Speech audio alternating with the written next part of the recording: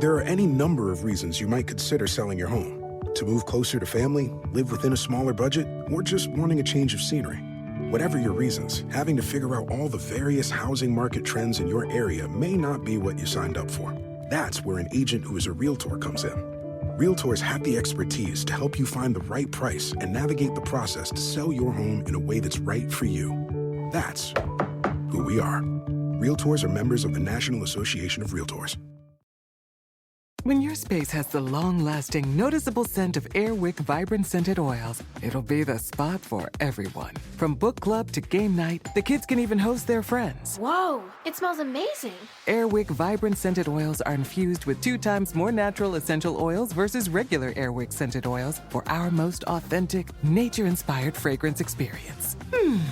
Transform your space with scents like white sage and mahogany or lavender and water lily. Now that's a breath of fresh air wick.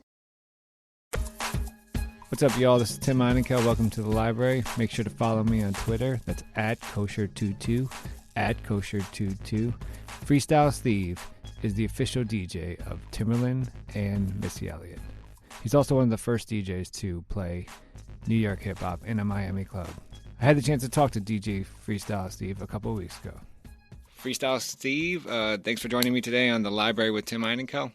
Okay. What's going on, Tim? I want to go into you. Obviously, you're known for being Timbaland's DJ, but you've worked with Dre, you work with 50, you work with even Madonna.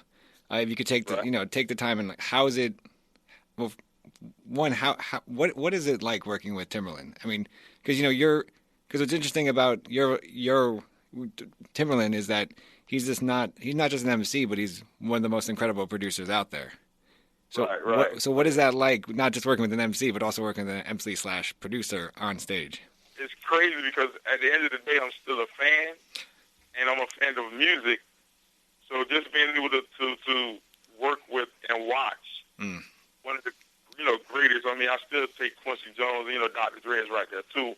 But, to be able to work with and watch one of the greatest, producers of all time, create from a shoebox and a drumstick, until you look up, you got Sexy Back. Like, oh, wait a minute, how did you do that? Where did that come from?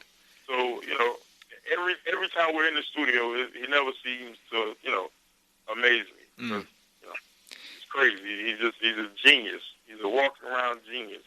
Is there at all? I mean, was there ever some sort of an intimidation factor on your end of not wanting to, I guess wanting to suggest an idea but not doing it because you were working with Timbaland? Oh yeah. My first, I guess you say the first year of us, being, first off, it was intimidating just to be able to go into the booth. I mean, to go into the actual studio and watch him. And then, you have to learn him because Tim is known as the everybody get out guy. He'll tell everybody to get out. He don't care who it is, who you are, don't matter. He'll tell you to get out.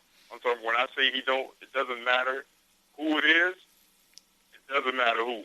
Because he will tell you to get out when he gets into that mode.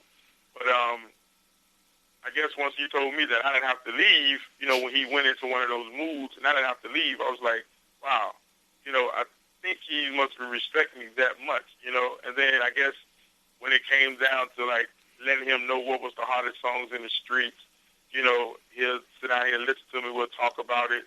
So the intimidating factor was now I guess I can tell him Tim, I think you should sound, put a little sound like this. And it became no problem. In the beginning, yeah, you're intimidated, but then after a while, you're like, nah, he's all right, cool. Hey, man, that don't sound right. Because I didn't like Sexy Back. I hated Sexy Back. Well, just curious, what about it that you didn't like? I just didn't like the sound. That's what it is when you're a genius and you just do stuff and you're ahead of your time. Sexy Back was ahead of his time. And, me coming from where I came from, I'm like, nah, man, I can't play that in the club. I can't play no Sexy Back in the club. Nah, nobody's not going to like that. And then I guess once I saw, when I saw the visual that him and Justin had, I was like, oh, okay, this is what it was. So it was just the whole movement, from getting healthy, losing weight, getting your body right, and the clothing and, you know, the way you talk, you know, what you eat. So that's when the vision became a sex attack. But in the beginning, I hated that song. Couldn't stand it. I want to kind of go into. I read in an interview. They asked you what songs or artists would you include in your dream DJ set. Right. And you mentioned Teddy Pendergrass, Marvin Gaye, Frankie Bell, Luther Vandross, Keith Sweat, and the OJs. But then you only have one technical rap group, which is Run DMC. What is it about the kind of the old school that is that's near and dear to your heart as a DJ? Yeah, that's to me that's real music. And when I first started DJing, I wasn't really DJing, but still was. I was playing the music, at the parties for the house parties at my house. So playing my auntie's, her 45s or her albums, from the Michael Jacksons to the Teddy Pendergrass, Jeffrey Osborne, playing those records. Those records just always stuck with me, coming up. And when I used to go and watch the other DJs, like when Uncle Luke and all them was DJing back in the days, those were the records that I grew up on. So, to this day, those are my favorite records. I always try to stick one or two of them in, so that the 90s babies, can understand that this is before Lil Wayne, this is before Young Jeezy.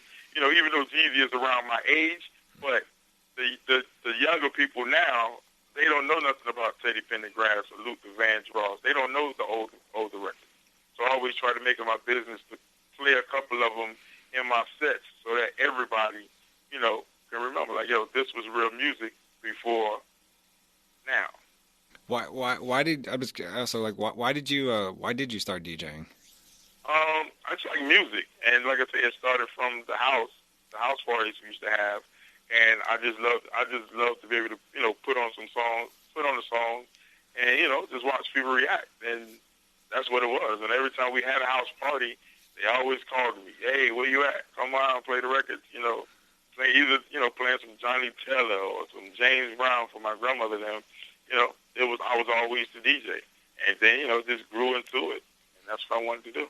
Do you have a favorite? I know you when you go on live performances and concerts. Do you have a favorite part of the live performance? I mean, that you like, is there something that you always look forward to, or? And the opposite question is there something you always dread about it? The first thing I always look forward to is this is crazy. When we're overseas, and I always play about 15 minutes before Tim, get ready to comes on stage, and I will always play a Snoop record, and the crowd will always go retarded, and that will let me know that okay, these people know some hip hop. Right. And that's the people say, why you play a Tim record? Because I play them all the time.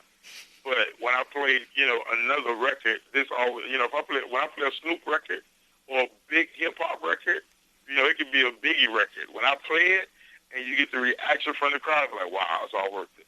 But then when you get to go, you do a show and most of the majority of the crowd is corporate, like, you're not going to really have the same energy and have the same fun, as you will with just a regular crowd. So that's the dreadful part of it. And as you mentioned, you play national on the States, but then you also play international. Do you get a sense that, is it true, or do you get a sense that international folks or people are more passionate about hip hop than national, or is there not that sense? Oh yeah. The international people. The thing is, they're like 2 years behind. Sometimes they're like 2 years behind on hip hop. But what happens is they enjoy it so much. They're so more passionate about the old school hip hop, and some of the new commercial hip hop, that, man, that's what they want to hear. Like, they really love the hip hop. Over here, you can't really play no Grandmaster Flash. You can't really play no, rappers they like really in a club like that. But if you play it overseas, you get the response as if you was playing the biggest Dr. Dre, the biggest Timbaland, or the biggest Justin Timberlake record. You know what I'm saying? They just love hip hop, you know, and real hip hop overseas. What is the future for what's your future projects for Freestyle Steve? Right now, I'm working on my DJ mixtape party set series rather. It's called it's actually called the Party Series, and what it is every city or every country that I go to, the music or the tape will kind of reflect, you know, what was going on, how I felt, how the club was rocking at that point in time. You know what I'm saying? And the CD will be, you know, for that city. Also working on some remixes. Last night we was actually in the studio, you know, working on a couple of remixes of Tim songs. This without Tim not there, but this is just what I'm working on. You know, a couple of remixes to send overseas. So, you know, you start hearing Freestyle Steve voice all over the place on a couple of these big records. Freestyle Steve, man, thanks so much for joining me today on And You Don't Stop with Chuck D and The Library with Tim Einenkel. No problem. Appreciate the time. This is Tim Einenkel with The Library. Peace. It's one thing falling in love with a house, picturing yourself moving in and calling it home, and quite another navigating the world of price negotiating, mortgage lenders, and finding the budget that works best for you. An agent who's a Realtor can make understanding that world easier. Realtors have the expertise, access to proprietary data, and tools to help you get from imagining living somewhere to actually doing it. That's the kind of help we can provide. Because that's who we are. Realtors are members of the National Association of Realtors.